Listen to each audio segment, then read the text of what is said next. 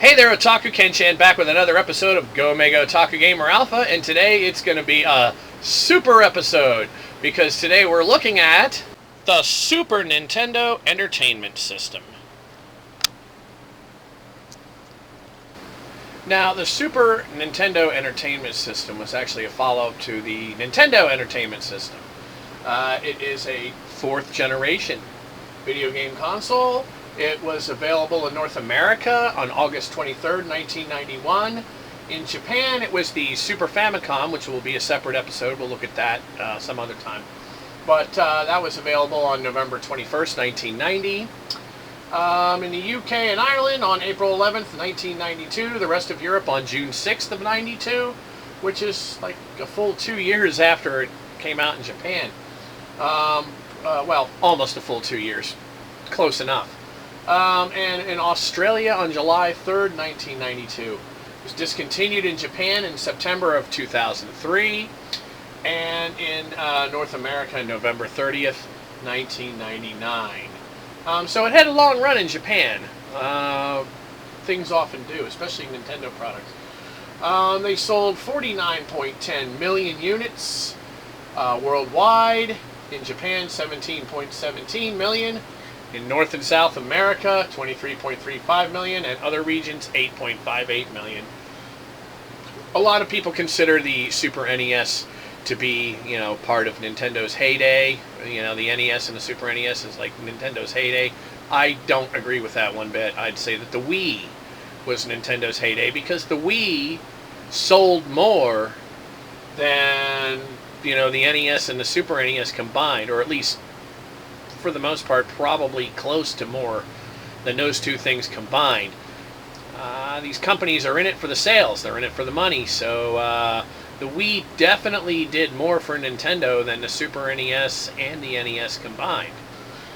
And of course, it was succeeded by the Nintendo 64. There were online services for it. There was Satellaview in Japan only. Not sure what that was. Why don't you Google that? X-Band and Nintendo Power in Japan only.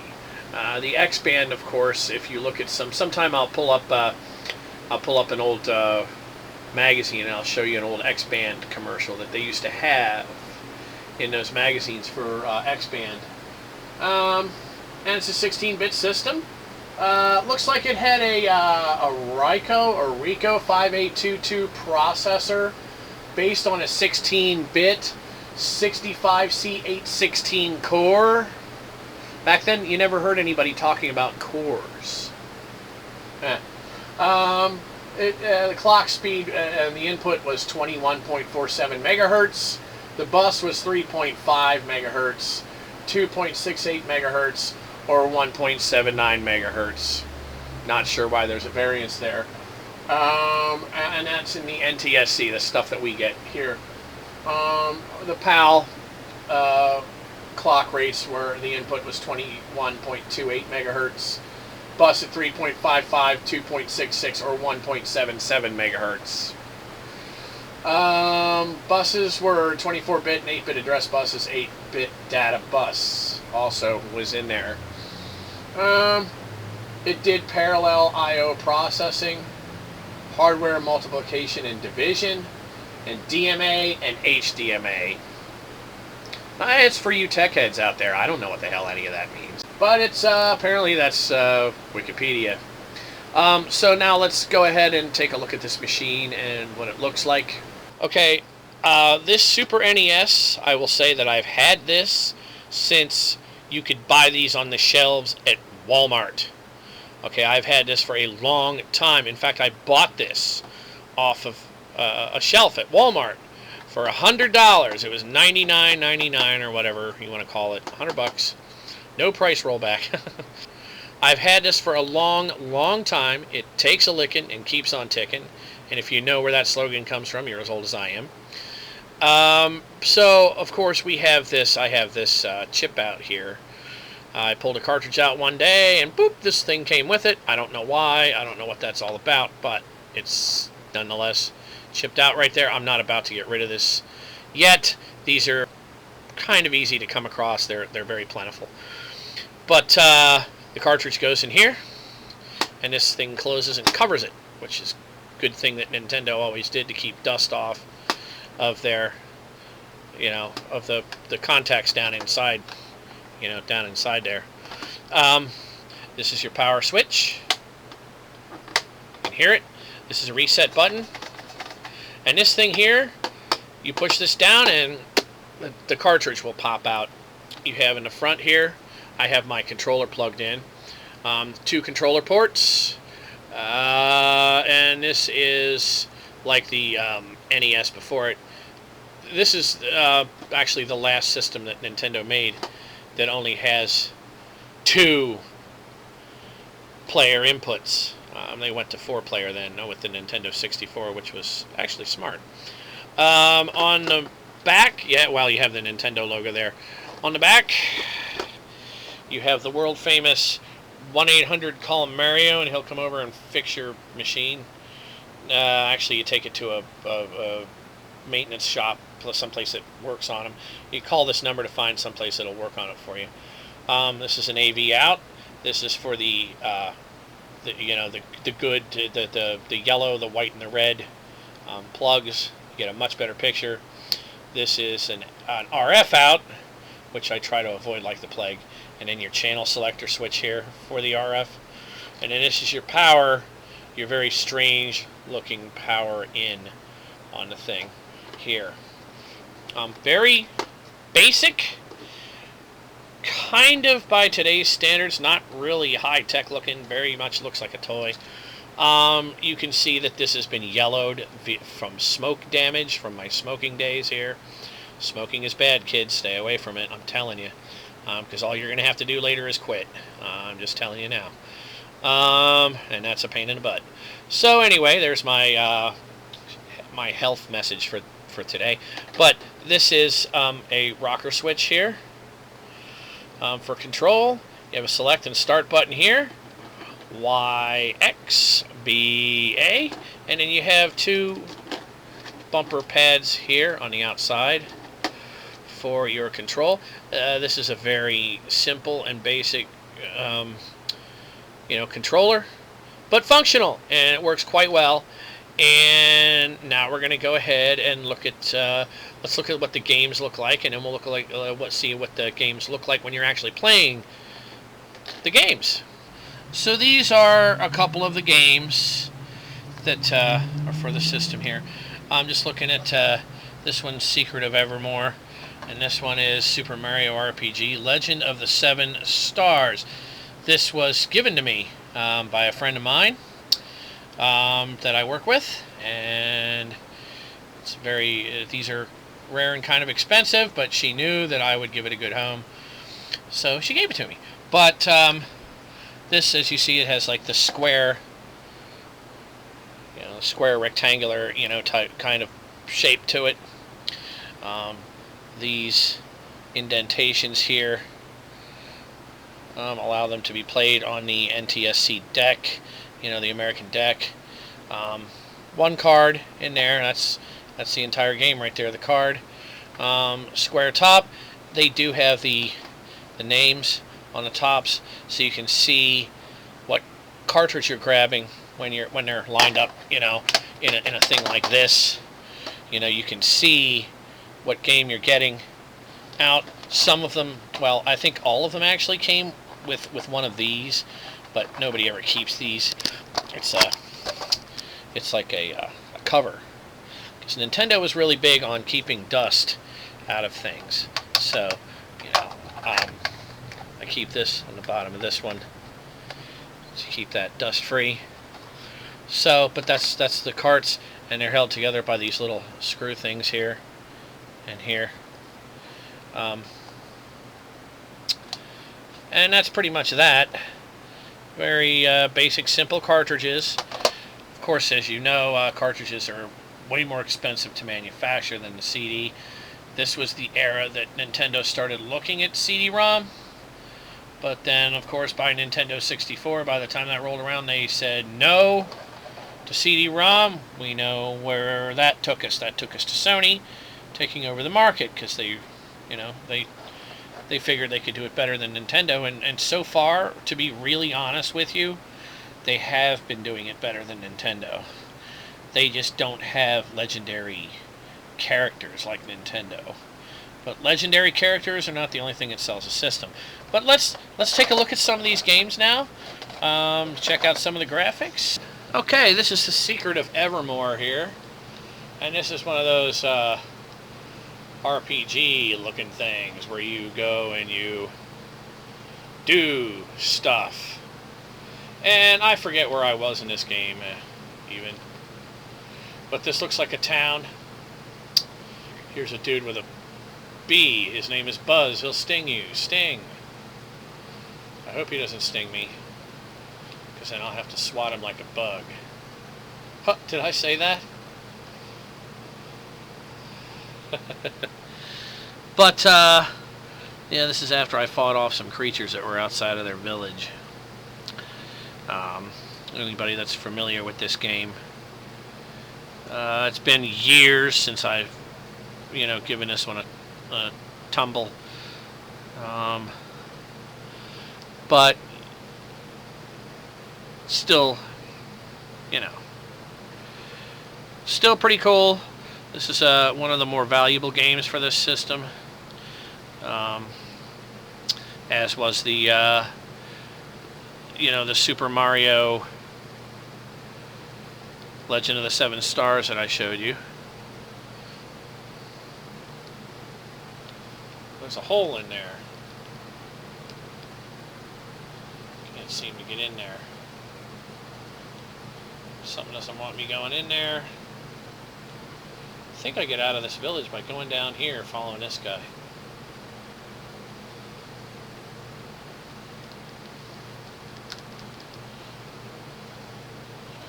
And these stupid flower things are easy pickings. They give me some experience points. Oh, here's a bee.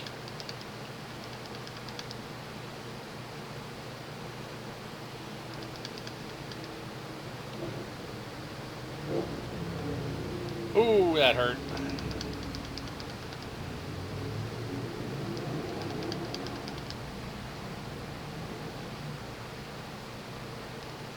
But anyway, you get the idea. There's a little bit more action to this game than this, but just want to give you a little teaser of this. Let's look at something else. It's a little Super Mario RPG, Legend of the Seven Stars. There's Peach Fuzz.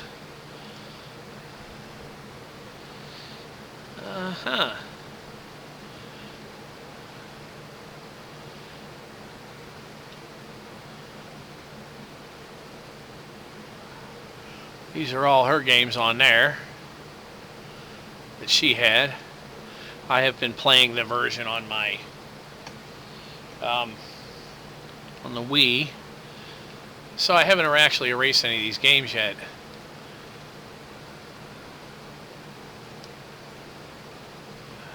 And this is, of course, an RPG a la, like Legend of Zelda. There is a point in this game where Zelda or Link is actually sleeping, and you wake up in a like a hotel, and he's sleeping in there with you, or not with you, but next to you. So you can jump on people's heads and all that. And again, this is mission based. There's a lot of action when you're doing the actual missions that you're supposed to be doing. This kid has a toy Mario right here, and a toy Peach and Bowser too, right there. And it's a thing like this, where you sleep and you rest and you wake up and there's Link there.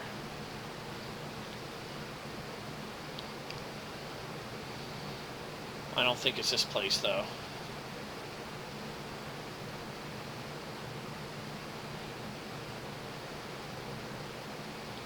Again, it's like a turn-based RPG. So unless I follow the mission, there's really not going to be much. But you get an idea of the graphics of this. This is a more expensive, more deeply sought after by collectors kind of game. here. Super Mario RPG, Legend of the Seven Stars. Let's check something else out. Okay, here we go. It's Star Fox. This is one of those staple games. If you have a Super NES, you have to have this game. No ifs, ands, or buts.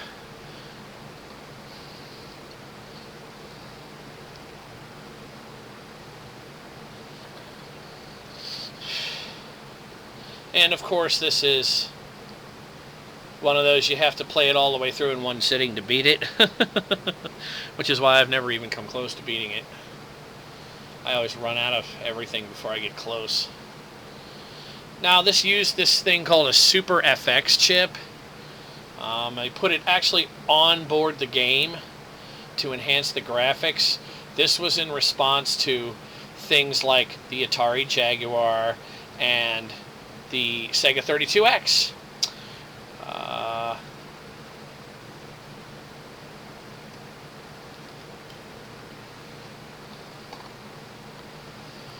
In fact, I think I'll show you a copy of Doom on here then after this, but ooh, there's that. Didn't want to do that. Oh, don't want to shoot Bippy in the back or whatever, Flippy or Chippy or whatever the hell his name is. Whoa, whoa, whoa, whoa, break her down, whoa, whoa, whoa. Easy now. Now, this game is on a track. When people talk about the Atari Jaguar, they'll look at Cybermorph, they'll say, oh, it looks like this game, Star Fox. Yeah, it looks like this game, sort of. But this game is on a track. You can't just go wherever you want in this game like you can on Cybermorph or Battlemorph or the Morphs, you know, for that turns you sideways on you know, on the Atari Jaguar.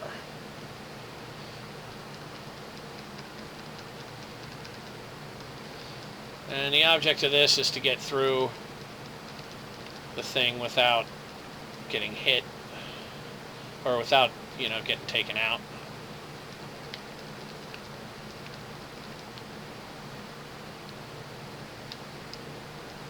Ouch, I hit the ground. And you can hit the ground too. You don't have Skylar's lovely face coming up going, avoid the ground. When you hit the ground on this though. Look, I'm missing a wing and everything, and I'm continuing to fly like there's nothing wrong.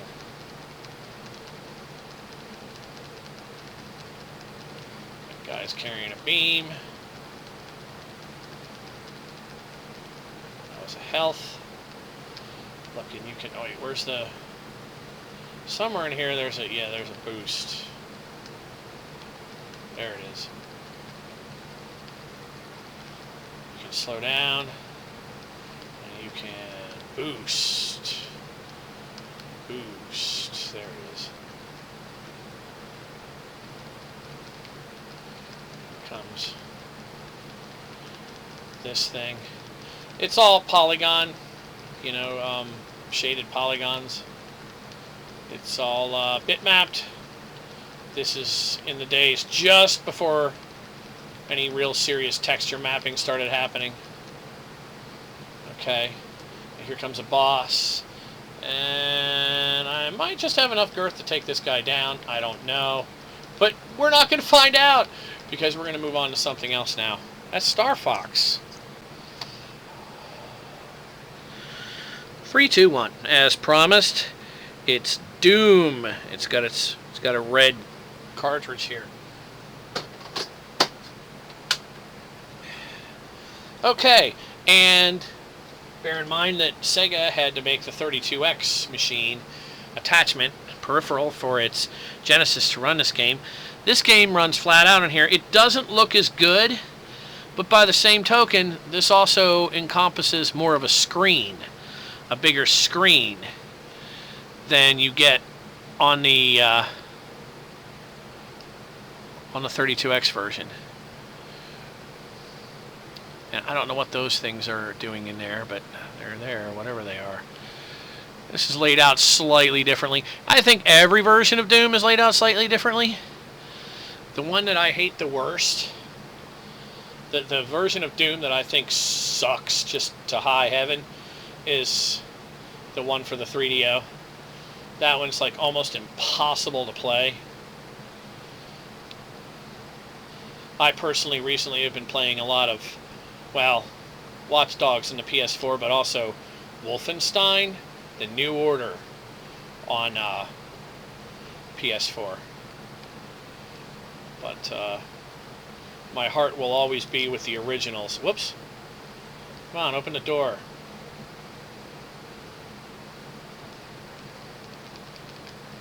Shoot this guy.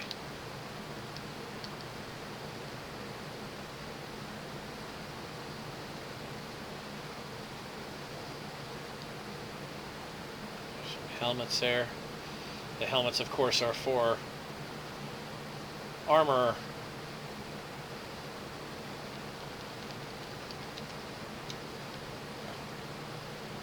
The neat thing about the control on this is at least you can use the outside bumper pads to strafe, which is nice. Ugh, that had to hurt. Now there's supposed to be a door right here somewhere.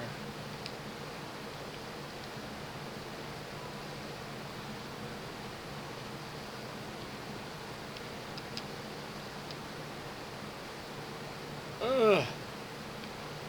That hurt. Go out here into the cesspool in the yard. These graphics aren't that horrible, but they leave a little to be desired.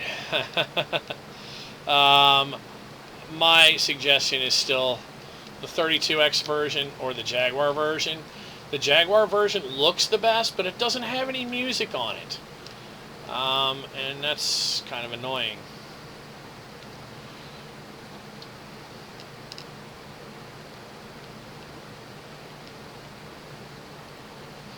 There's that. Doom on the Super Nintendo. That also uses the Super FX chip. At the end of the day, you cannot call yourself a collector and not have a Super NES. You have to have a Super NES. And you have to have the staple games. Or some of the staple games. Like the Mario World and the Star Fox and the Metroid and the, you know, some of the, maybe any of the RPGs. There's a list. So the one game I will say that you definitely don't need for it is Shaq Fu. Yeah, don't worry about getting that game. But nonetheless, there it is. There you have it. Go out and get one. You can get one for less than $50 at just about any place that sells used systems like that. You can price them on eBay and probably maybe even get them for less. So there you have it. It's the Super NES by Nintendo.